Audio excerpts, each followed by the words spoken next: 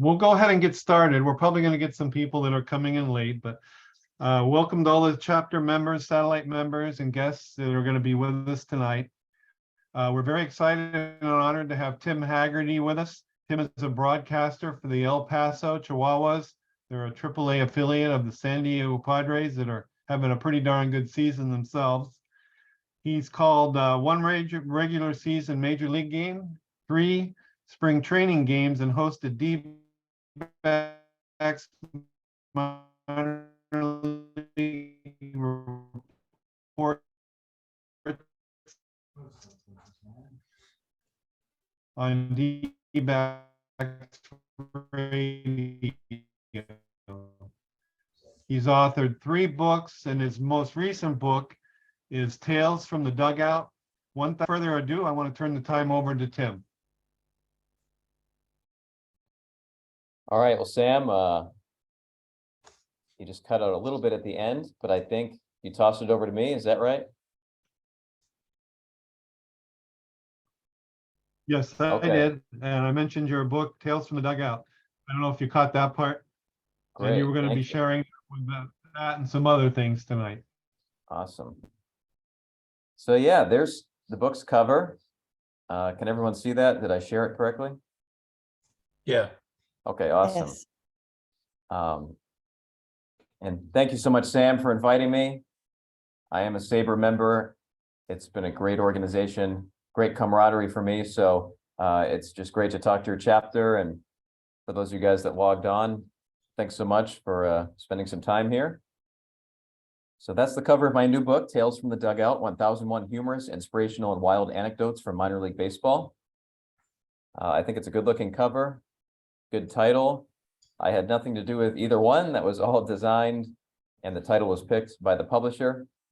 But it came out on March 28th, a couple of weeks ago, and is now available wherever books are sold. So the publisher is Cider Mill Press. They're based in Maine. They're owned by HarperCollins. So that's an exciting partnership. HarperCollins has some great distribution, so they're getting it in stores now. These days it's available online wherever books are sold, but I'm told pretty soon it'll also be stocked in stores. And Cider Mill Press, they're known for visual books. And that's what I really wanted, was not just a book of text, but one that there's some cartoonish illustrations to go along with some of the crazy stories that I'll talk about today. And I even provided some of those illustrations. Again, the illustrations I also had nothing to do with, but I think they were a good part of the book, and I'll show you a little bit of that in a moment. As far as the origin of the book, in addition to broadcasting games, like Sam said, I've always loved researching baseball history. I think I really got into that when I was 12 years old. It was 1994. Studies have shown that age 11, age 12, that's when baseball fans are at their most passionate. That's when you really have to hook a kid. And I was obsessed with baseball. I grew up in Massachusetts. Every morning would be scouring the box scores, memorizing names. As a kid in Massachusetts, if you asked me to name 15 Kansas City Royals, I could do it. I was that type of kid, as I'm sure many of you were too, just drawn to the game as a kid. But in 1994, the baseball strike happened. It was a crushing season, as all of you remember. In August of 1994, no postseason, no World Series. But that's also when the Ken Burns baseball documentary came out. And when I saw that, WGBH TV in Boston, they aired it, I was just captivated by baseball history. The story goes that I walked up to my parents and said, "Have you ever heard of this Rube Waddell guy?" I might have been the only 12-year-old in America talking about Rube Waddell, but I always loved baseball history because of that. So now that I've gotten older, I've had a chance to write baseball articles for SABR, for Baseball Digest, for Sporting News, other publications. And most of them are about baseball from before 1950. So anyway, where I was going with that was one time when researching something else back in 2012, I came across this newspaper archive of a Texas League game in the 1880s being delayed when a wild bull ran on the field. And I don't know about you guys, but sometimes you read some story and you just want to know everything about it. You'd think a broadcaster would be better with speaking without needing water, but sorry for my sip there. So this wild bull runs on the field. It's kicking up dust. Fans are shrieking. It knocked down part of the outfield fence. And I thought, I do this for a living and I've never heard of this story. So the odds are most fans haven't heard this story either. So back in 2012, I began this document finding the craziest minor league instances of the past and the present. So it does go all the way back to the 1800s, but there's also modern stories as well. You know, there's a section about how the Nashville Sounds have a guitar-shaped scoreboard, or why the Albuquerque Isotopes have Simpson statues in their park, or in 2021 when a foul ball hit a fire alarm and they had to evacuate the stadium because of that. So it also has current stories. So here's a look at a sample interior image. I think the publisher did a great job with the layout. It's introduced in various sections like teams and ballparks, batters and runners, pitchers and fielders, a couple of other sections like that. We have one, nature and wildlife, talks about different animal delays that have taken place throughout minor league history. And then a final section in the book, basically the stuff that I couldn't categorize anywhere else, we called the best of the rest. So this is the introduction page to the team and ballpark section. That first story on the left side talks about a team in West Virginia holding a 4th of July picnic in 1877, and the festivities included a contest to see who could catch a greased pig. So those who think that crazy minor league promotions are new, there is a greased pig contest in 1877. So if there's any minor league teams that watch this video on archive somehow, hey, if you want to have a greased pig contest, it's been done before. And the winner got to keep the pig. I found that one in a newspapers.com advertisement. It actually wasn't an article about that game. It was an advertisement encouraging fans to come out to come see this catch the pig contest. So that would be the type of thing when on newspapers.com, I see something like that, documented in the sources, what newspaper I found it in, and write a story like that. I also put a headline above each story, such as places to be, for example. That was the New Bedford Whalers.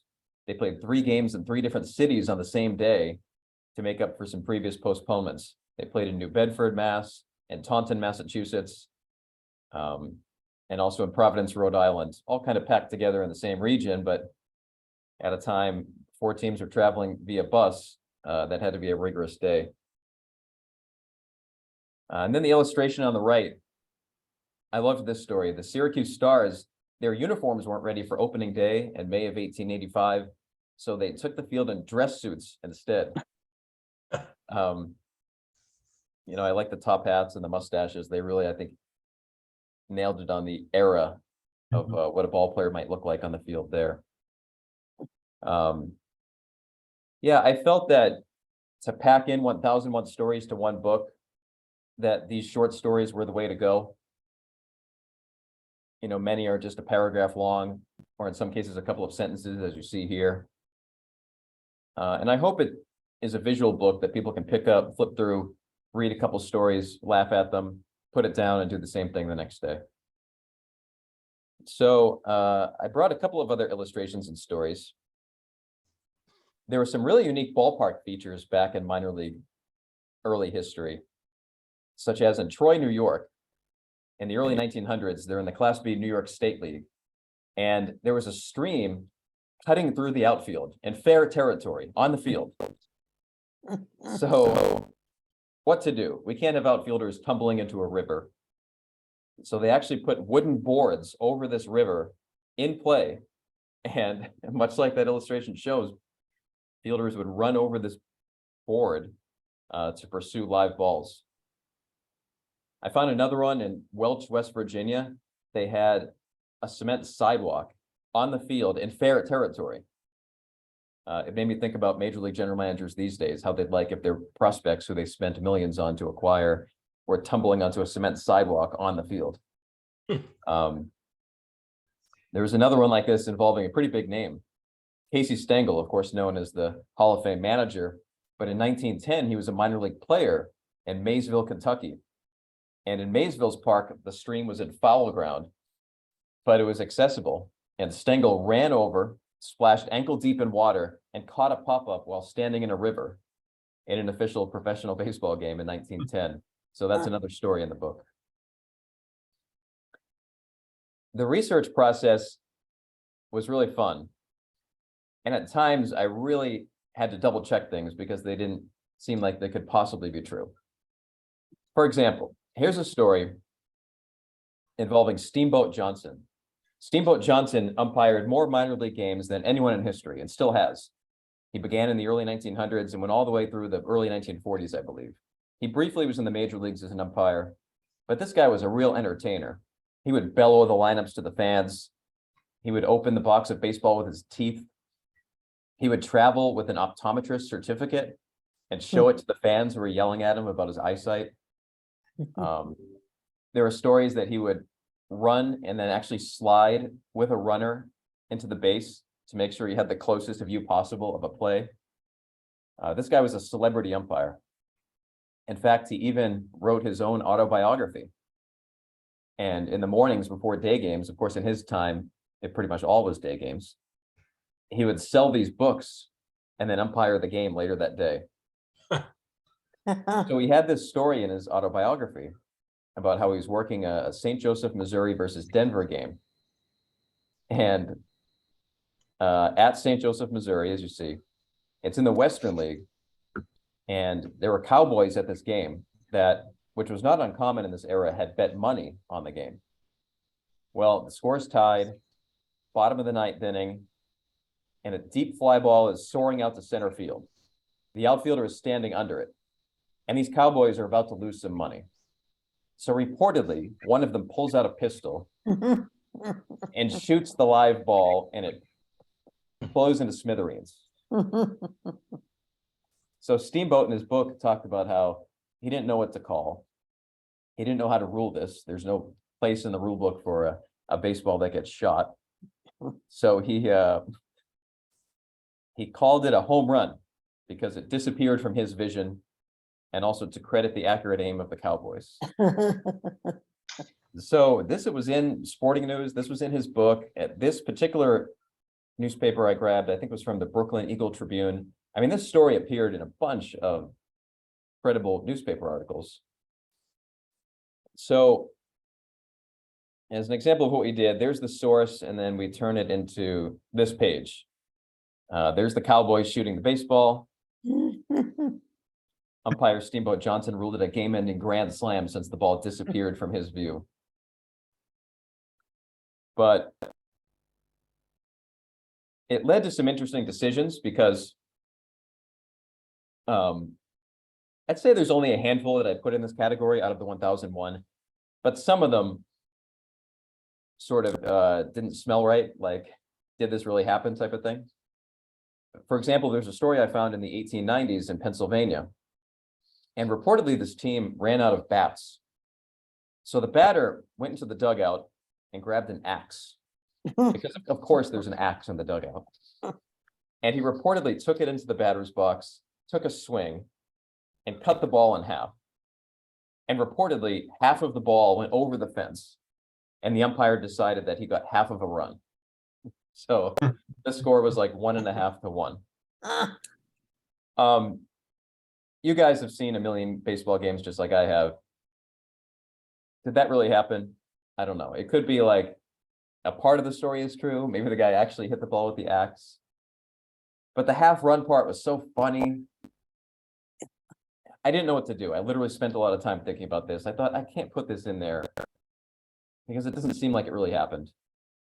But the half a run part is so funny. So what I did was I did put that one in, and I put reportedly. I felt that clears me. And again, out of the 1001 stories, there's only maybe 4 or 5 that are like that. But the story was so fun, and I thought reportedly, that way I'm saying there were articles that said this happened. I'm not saying it 100% happened like the articles say. So here's another fun story I thought you'd like.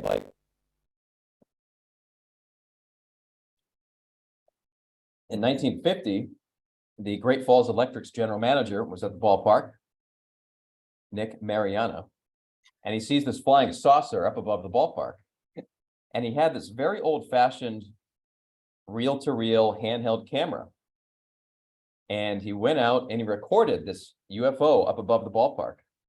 And in UFO circles, this is considered one of the earliest UFO sightings. People still look at this video and study it. So I thought that was really cool that there's a minor league baseball story that also delves into the UFO world. And I found that in research was, there's a SABR member who sends out emails from the 19th Century Committee, Peter Mancuso. And the thing that he writes at the bottom of his emails is, because baseball history isn't just about baseball.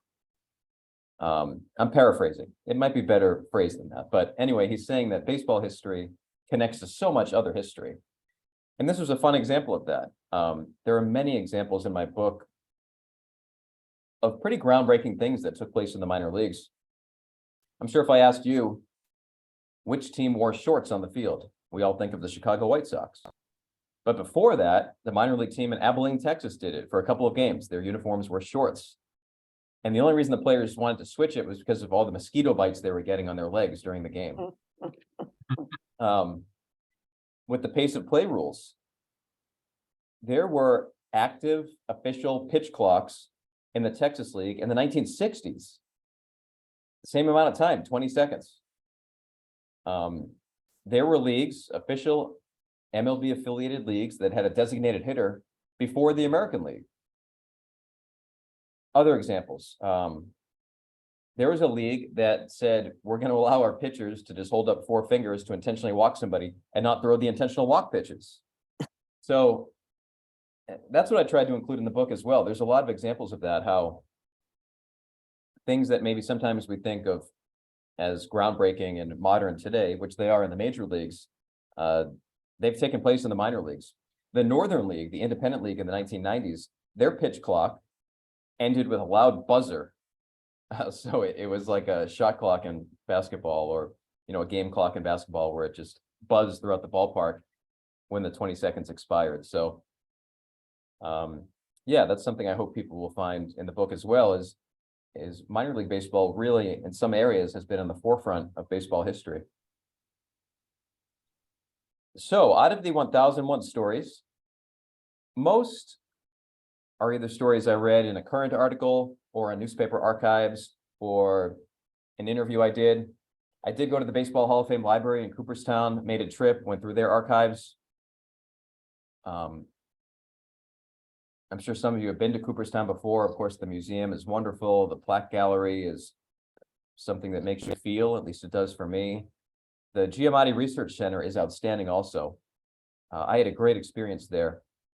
The Baseball Hall of Fame Library, if you email in advance, let them know what you're looking to do, they not only welcome you and have a seat ready, but they actually had the books that I requested right there with a pair of the surgical gloves. I'm flipping through these Reach and Spalding guides from the early 1900s, and you have to wear gloves. They want to make sure your fingerprints don't get on them and affect the paper of the pages. So I just love that. I mean, this book is so old that they're making me wear gloves. That's when you know you're holding something pretty special. And the Spalding and Reach guides were a great source. They began publication in the late 1800s. They went through the early 1900s, and it was an annual guide that had mostly statistics and standings and league leaders. But sometimes they'd have, here are some crazy happenings that took place in the 3I League in 1912. Or they'd say, here's a list of events that happened in the Kitty League in 1930. And it was just wonderful for this book. I was able to grab that sentence from a Spalding or Reach guide, then go on to newspapers.com, get the full story, and insert it as a story in my book. So where I was going with that was, so most of them are not games that I witnessed firsthand, but I'd say out of the 1001 stories, about 20 of them were games that I called. I've been lucky enough to broadcast more than 2,000 minor league games from 2004 to now. In fact, I speak to you from Tacoma, Washington, where in a couple hours I'll broadcast El Paso versus Tacoma, Padres Triple-A versus Mariners Triple-A, and a great ballpark here in Tacoma, by the way, just great fan support, one of my favorite places to go. So about 20 of them are from games that I called, including this one. 2015, the El Paso Chihuahuas had a between innings wiener dog race. 4 out of the 5 dogs followed the rules and went in their slot and ran where they were supposed to. The other one went rogue and started running all over the infield. So I'm doing play-by-play as this game is delayed by a wiener dog running around the field. And it was funny, years later, to look back at the video, I noticed something that I didn't remember at the time, but one of the Oklahoma City players in the field, as this dog is scampering around, was Corey Seager, now a star with the Texas Rangers. So Corey Seager has been a World Series MVP, but he's also dealt with a wiener dog delay in his career. A couple of others that were games that I broadcast that made it into the book. In 2007, I was broadcasting Mobile at Montgomery, AA Southern League. Any of you in the Tampa area probably know the Montgomery Biscuits as a longtime Rays affiliate, 20 years now. And Mobile, their pitcher, Matt Elliott, allowed a game-tying home run at the bottom of the 8th inning. And he goes into the dugout and was so upset that he went to the dugout bathroom, slammed the door, and he slammed it so forcefully that the lock jarred. It stuck. He locked himself in the bathroom, and he's still the pitcher in the game. So the top of the 9th inning goes by. The pitcher's still locked in the bathroom. Mobile takes the field. There's no one on the mound. Brett Butler, the longtime major leaguer, was the manager. He's out there literally scratching his head, talking to the umpires. What am I going to do? I got to bring in a new pitcher. And he did. And Elliott remained locked in the bathroom until 40 minutes after the game ended. Montgomery's fire department had to come and bust the door down to get him out. So, yeah, I've done play-by-play of a bathroom delay when the pitcher got stuck in the bathroom. And poor Matt Elliott, who was a very nice guy and very accessible. Unfortunately, when you Google his name, I mean, that article made it into Sports Illustrated. The news made it to the New York Times. It is unfortunately sort of one of the things he's known for, the guy who got locked in the bathroom. So, the fun thing for me over the past 3+ weeks, now that the book has been out, has been getting invites from people like Sam and also doing some media and publicity. I was lucky enough to go on MLB Network, which was awesome. Bill Ripken and Matt Vasgersian, two people that I'm a big fan of, their on-air work. Two people I've gotten to know a little bit personally, just through our travels. My first book came out in 2012. It's about the craziest team names in minor league history, and Bill Ripken wrote the foreword for that. So that's how I got to know him. And then he broadcast the Triple-A All-Star Game in El Paso in 2019. So that's when we first spoke in person.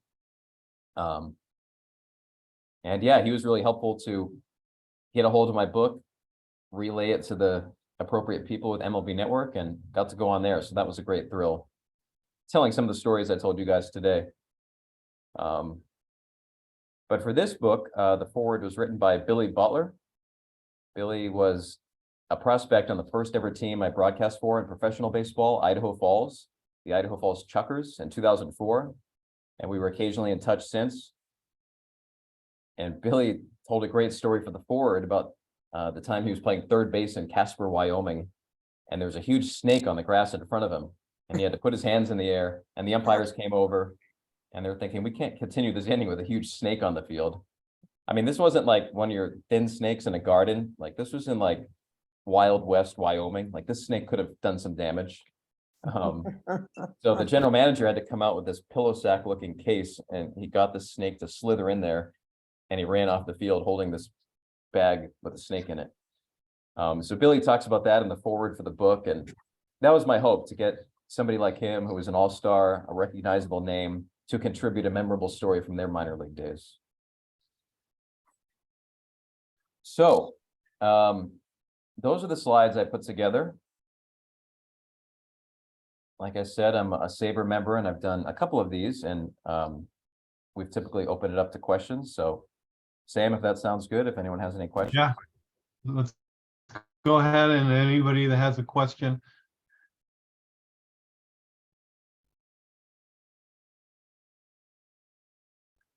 Tim, you mentioned about the shorts, and I know here in Miami back in 1953 that the Miami Beach Flamingos donned shorts.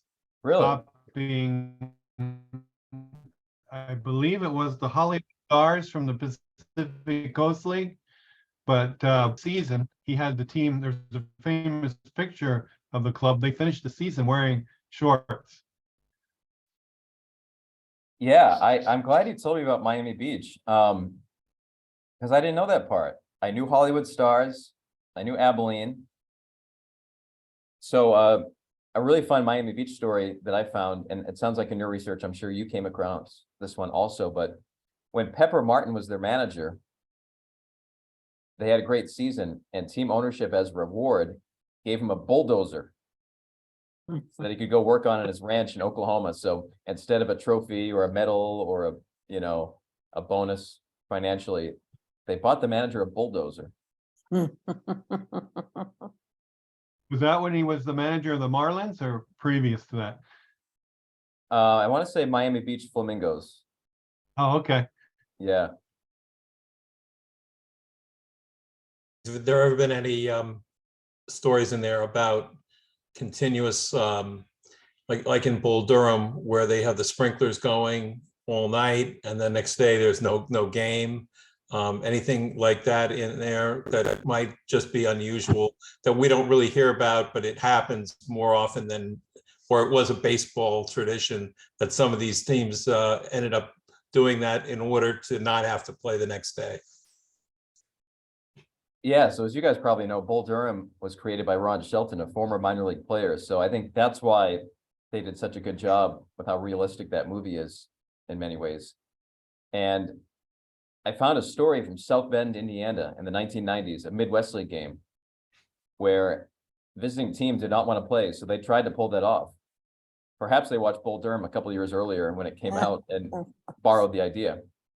But they snuck in there, and the grounds crew was so furious. They were motivated that they worked on that field so hard and smiled the next day when they played all 9 innings. So a team did it, but the grounds crew was able to repair the field and the game did not get postponed. So it's funny you mentioned Bull Durham. There's a public address announcer for the Carolina Mudcats. I don't know if he's still there. He was there 15 years ago when I was in that league, but Dave Slade. And Dave Slade was the broadcaster for the real life Durham Bulls in the fall of 1987 when they were taping that movie. And by the way, somebody told me that a lot of those game scenes were taped in the fall and it was unusually cold. So if you look closely sometimes, Nuke LaLoosh, you can see his breath, which of course probably wouldn't happen in North Carolina in the summertime. But that's why. But Dave Slade would actually recreate games. He would be in the studio, hit the blocks of wood together to make it sound like the crack of the bat, and be calling the game remotely. And the Bull Durham movie producers actually watched him do that. So the scenes in the movie where the broadcaster Teddy Garland is doing that, he's mimicking Dave Slade. And Dave Slade, this friend of mine, his name is in the credits in Bull Durham, which I always thought was pretty cool.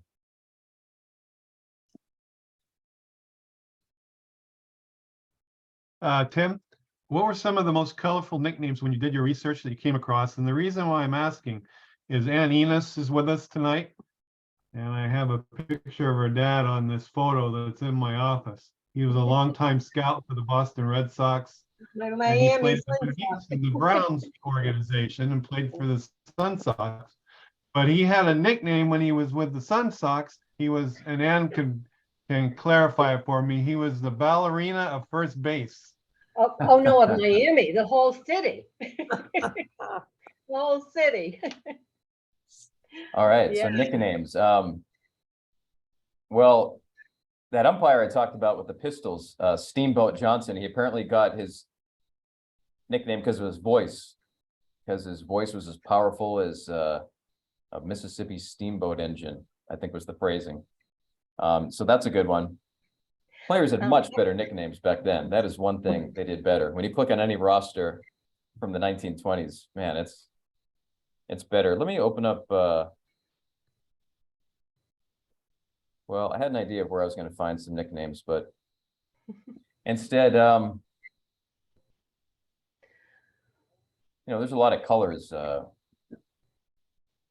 guy, Red Bloom was batting one time in Chattanooga, I think, and the umpire had some dust blow in his eye as the pitch was being caught, and the umpire, Scotty Chestnut, I think was his name, he said, Red, I couldn't see it. How did that pitch look to you? And he said, too far outside. And the umpire said, ball one. I had a little story that I discovered about my dad. He never told me this story, but I found it in a newspaper article, and it kind of is cute, I guess. He was the player manager for the Mayfield Clothiers in the Wow. Kitty League in 1949. Well, he got thrown out of the game. So he went, I don't even know if they had a dressing room or what they had down there, but he got dressed in his civilian clothes. And he went up in the stands and just sat in the bleachers and, with all the fans. But then he decided apparently to move his seat, and whatever reason to go to another place to watch the rest of the game. So another guy sat in his seat. That was not a good move because there were some boys in the crowd who gathered a bunch of oranges and started throwing them at that man who was in Dad's seat. And anyway, I guess Dad thought it was kind of funny. He got Wow. up and the other guy got bombed by the oranges. So your father managed in the Kitty League, huh? Yeah, player manager. He had to Wow. play too. Yeah, for that 1 year. I'll They have to didn't look do him that up. great. That's awesome.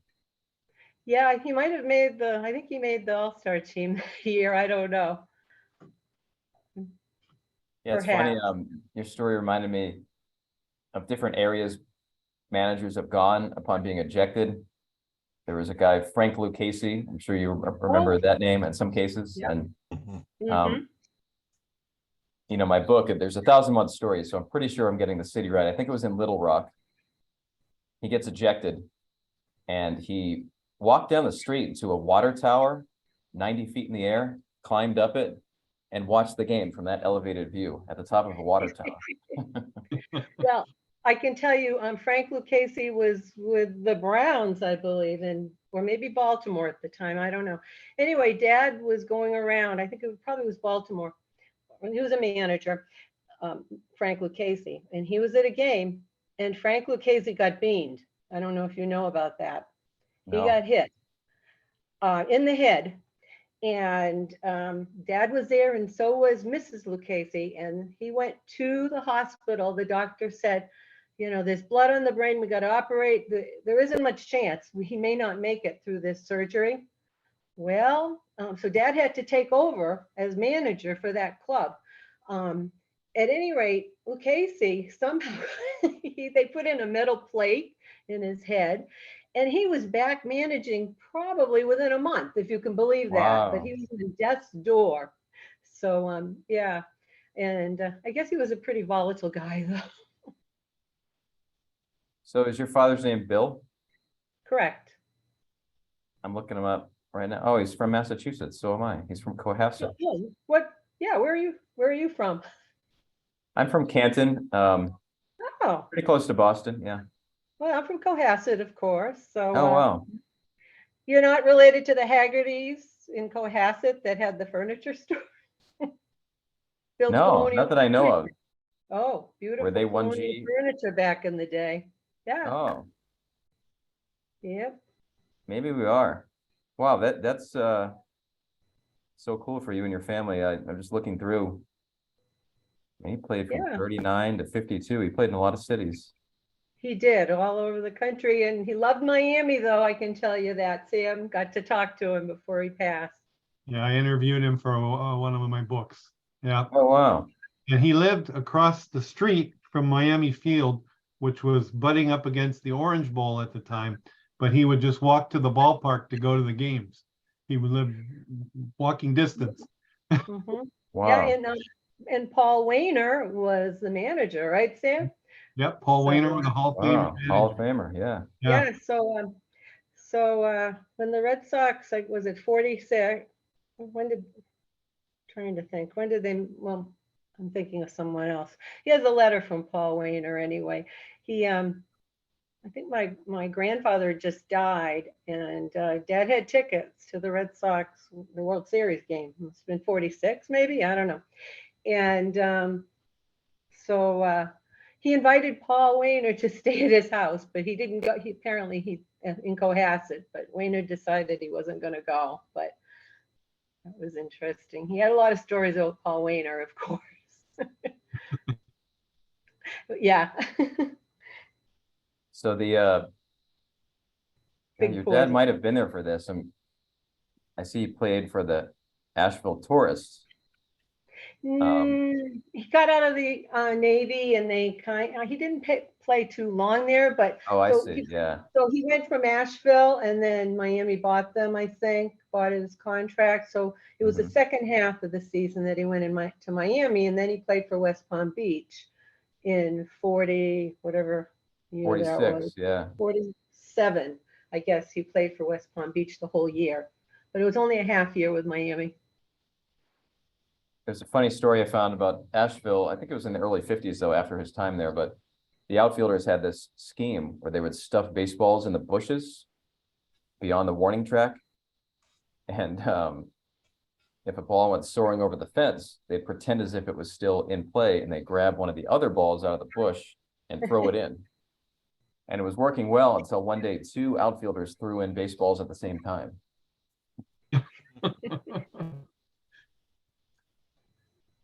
Crazy.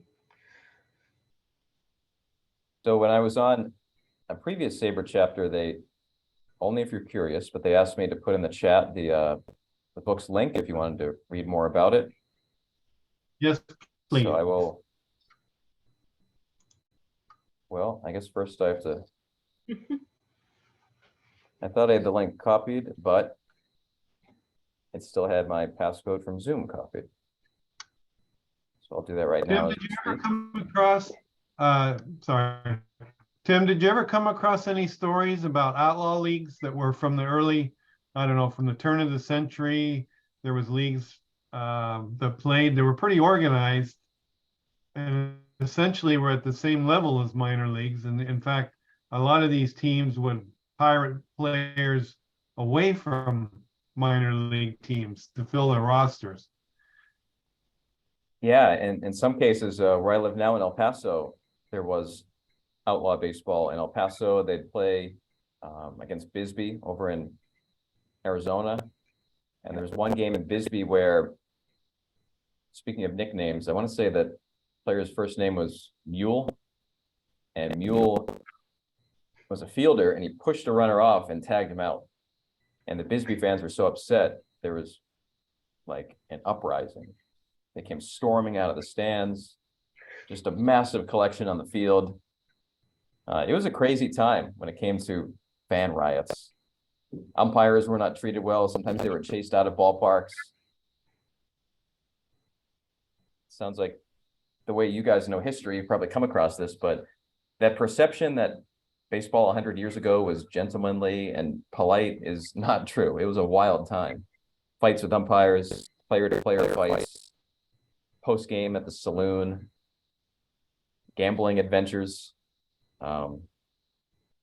which to me is what makes late 1800s to, I don't know, the 1930s such an entertaining thing to read about in baseball history. It was just so dramatic.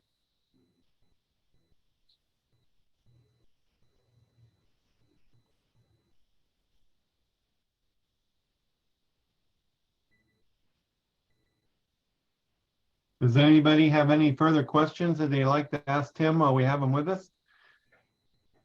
Yeah, do you have any stories about celebrities that played in baseball games that we now know are celebrities, but at the time they were not really there were no name people?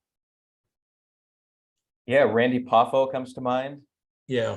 He played Played in my town, the St. Pete. Cardinals and the Reds. Exactly, you're right. And he became known as Macho Man Randy Savage, the wrestler. Kurt Russell, of course, the actor, played in a couple of cities, including El Paso and Portland, Oregon, for his father's club, the Portland Mavericks. We talked earlier about the Hollywood Stars at the Pacific Coast League. The Hollywood Stars for a while were owned by actual Hollywood stars. They had this group of actors and actresses that owned the Pacific Coast League baseball team. Trying to think if there's any other celebrities. I think there are in my book, yeah. But Kurt Russell and Macho Man are some big ones. I connected with a gentleman. I found something in my dad's files, a letter from a man who was getting a screen test with MGM, but he had been with the Baltimore Orioles minor league, a pitcher, I believe. His name was Rick, oh, I have to think of it. Anyway, Riccio or something like that. Anyway, he wanted a tryout with the Orioles if his MGM screen test didn't work. So I thought, well, who is this guy? Well, I come to find out he did very well and was hired and became a big actor. Worked with Elvis. His name is Michael Dante now. He's in his 90s and lives in the Palm Springs area. Wow. But he's had quite a career, and mainly in Westerns, like numerous. And he also was in Star Trek. He played, I forget one. He's in one of the original Star Trek. He played some kind of a villain. But yeah, Ralph Rizzi, I think was his name. So he was a minor leaguer who had quite an acting career, and he's written a book about, all of his movies and things. So. And I guess Connecticut, they have a street named after him. He's from Connecticut. Wow. There's a Pro Football Hall of Famer, Ken Strong. And in 1947, he was president of the Colonial League, a Class B league.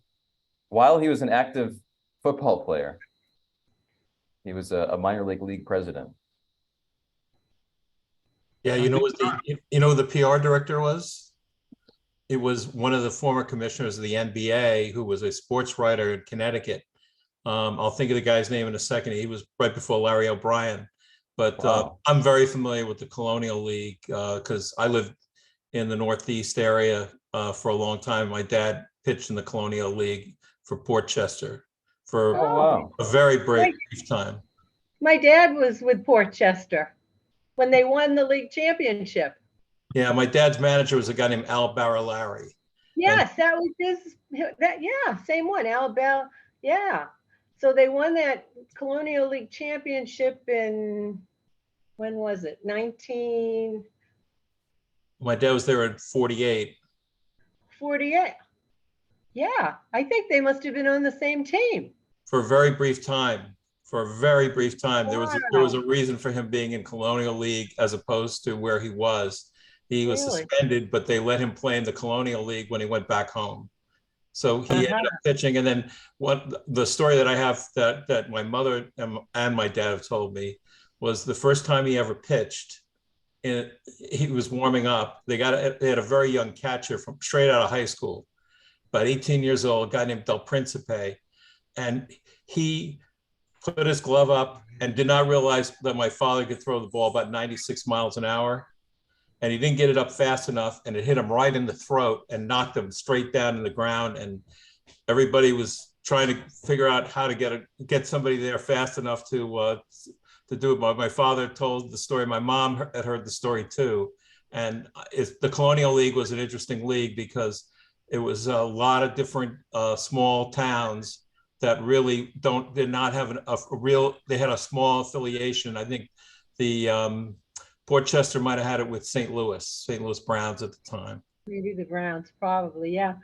Well, they did win the championship, and there were a lot of good players. There was Mr. Miggins on that team, I think, and the other guy who was, I'm trying to think his name, but he kind of broke. He was later with Pittsburgh, and he really broke the color barrier at that time. He was only 17 and had a tough life and committed suicide. I'm trying to think of his name, but there's a really good picture on the internet of that team if you take a look. I'll take a look. The Portchester Clippers, right? Yes. Was their name?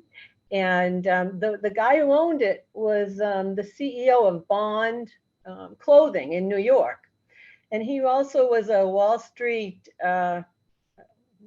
trade. He was a trader, and because they had clinched the pennant, he actually went in and pitched a few innings in the last game because it didn't mean anything. They were so far ahead. So Dad always said that was the only Wall Street executive or trader that actually pitched in a minor league game.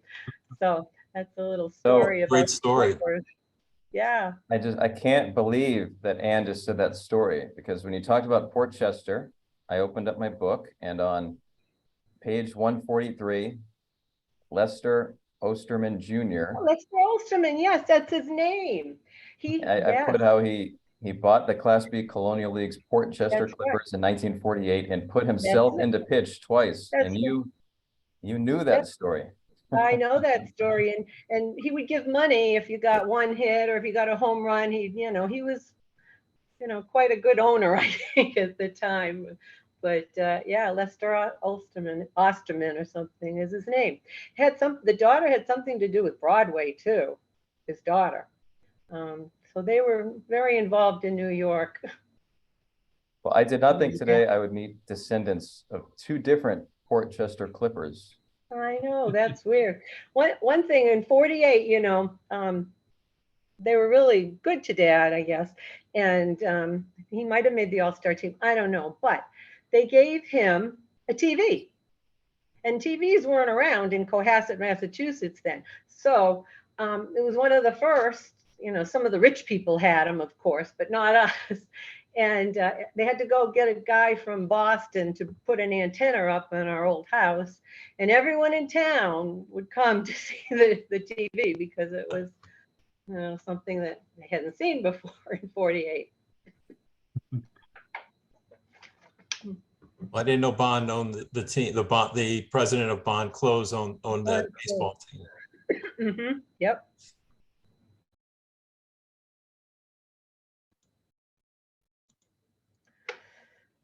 I almost wish my dad was here. He could talk a little bit about what he did when he pitched there. Yeah. He was only there for a very brief time because he was with another team. He hurt his arm. They sent him home. My dad still wanted to pitch, so he called up Al Barilari and said, "Can I get a couple of starts while I'm on? Well, I have to be on the disabled list." And he threw the ball so hard, like you said. It knocked the kid out, the 18-year-old kid who just got out of high school, never saw a fastball that fast in his life. And it was one of those stories, like I said, it was told to me, but it was also told to me by other people.